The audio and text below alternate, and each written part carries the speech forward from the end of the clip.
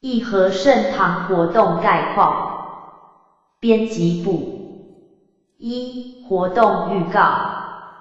12月4日年终悔过班，义和盛堂。12月18日年终悔过班，花莲。12月1日年终悔过班，菲律宾。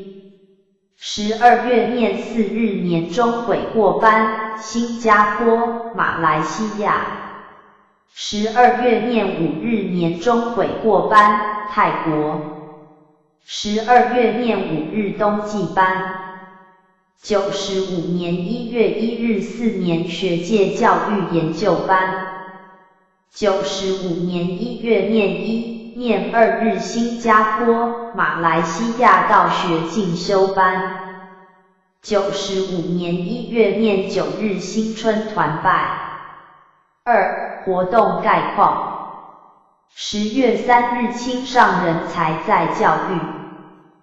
本班除一般道学讲座外，另安排徐 XX 小姐之求道经过，徐 XX 小姐在中部念大学，受因果报应，在10月8日由隐师张淑珍小姐带她与其母到义和盛堂求道。乘救护车前来求道，以奄奄一息，求道救了他一命，因病恰遇考试未能如愿前来做见证，由隐师张小姐及其母徐太太前来班上报道其求道经过，另有道亲为文报道。11月13日起会班，国语班。本期会班结束前，安排徐小姐父亲徐先生、徐太太前来见证报道其爱女求道及果报处理经过。编后语。编辑部。新义和盛堂自从84年营建动工大典后，承蒙上天老、诸天仙佛案祝圣堂之建立外，全体道亲虔诚参与，轮流义务奉献己能支援营建工程，终于民国91年正月初1日如愿开坛，并于正月6日完成了此重要法会，令全体海内外同修感激万分。不仅诸天仙佛慈光普照，更令后学们兴奋的是吴兴义和老前人元德帝君亦随祖驾灵坛开示，并鼓励有加且纯阳圣道院薛前人浩然大帝亦随驾庆贺加冕。和老前人成道已届17年，在老人家成道纪念日举办活动来缅怀老前人的心意。我们新义前贤们虽然曾对老前人许下承诺，精诚修办，继续弘扬新义道脉，但是这些年来诸事多端，变化无常，各单位各自为政，缺少团结，曾经弘展的新义道场如今已是瓶颈连连，但忘了新义精神，没能好好传承老前人的圣业。寄望新义的前贤们能集思广益，共挽颓风。为了新义的慧命传承，大家同心同德，效法和老前人的开道精神，齐心努力化解目前的障碍，重视新义道气，开创更美好的未来，完成老前人遗志，以为和老前人在天之灵。新义道路弘展遍及海内外有萨义单位，道亲是各组织官，可是许多同修因受考而退出了道场，断了天命经线，殊为可惜。期望依老前人之修道方策，正如周复前人所提：一、遵循天命经宪，昭明性灵德性为要；二、发扬伦理纲常，落实道化家庭理念；三、建构沟通平台，资源人才相辅相成；四、力行尊前提后，积极开发年轻世代之原则修办道。时值3期末节年，白阳应运，上天降道，大开普渡，道传万国九州。今逢乙酉年，和老前人降凡100岁，又是成道17周年纪念日，咱们后学要体会其开荒之宏愿心意，后学们效法和老前人之5大牺牲精神，让大道的曙光遍照现今的求村，开道度众，以了己愿，以成天道。和老前人来台开荒后，苦心经营圣业，首先以北市内江街联合宝坛为道务领导中心。经10余年道务发展稍有成长，于民国53年与师母接上经线，民国63年后在草屯购置玉石山建置新义的道务领导中心，道务遍布海内外，由卢进发理事驻境开荒建设，卢前人归空后由陈春来前人接办。他老出身于农家，参加乌山头水库之建设，不论水果栽培生产、营造方面均属行家，和老前人之墓园也是由陈前人规划。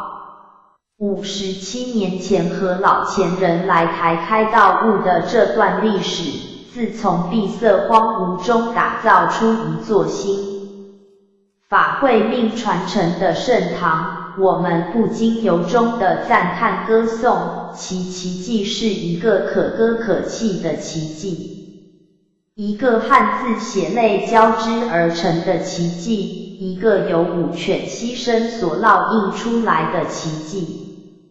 我们应以他老人家的精神为标杆，使是善计善术，以完成其未尽的一致为终极目标。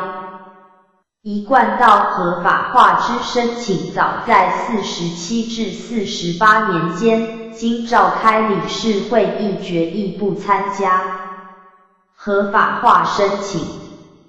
由此在道中有少数道亲未彻底了解一贯道、道真、理真、天命真，而任人修道偏离道场。于是老前人透过7天法会在觉经中般的再教育，以巩固道心。至于合法化申请仍然努力不懈，终于民国77年3月准予合法推动道务，并于77年3月成立了中华民国一贯道总会。